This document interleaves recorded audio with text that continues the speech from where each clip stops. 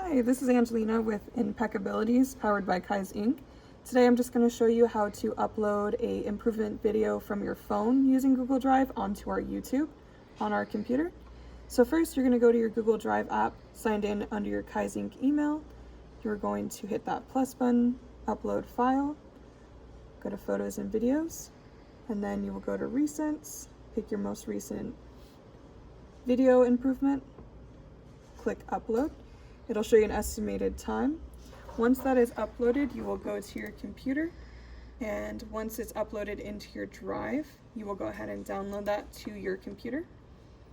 Once that's up and downloaded, you go to our YouTube page, click on Create, Upload Video.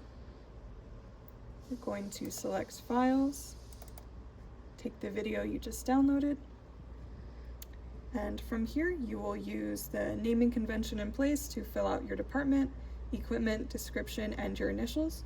Once that's done, you just hit next and continue with the uploading video process. Thank you.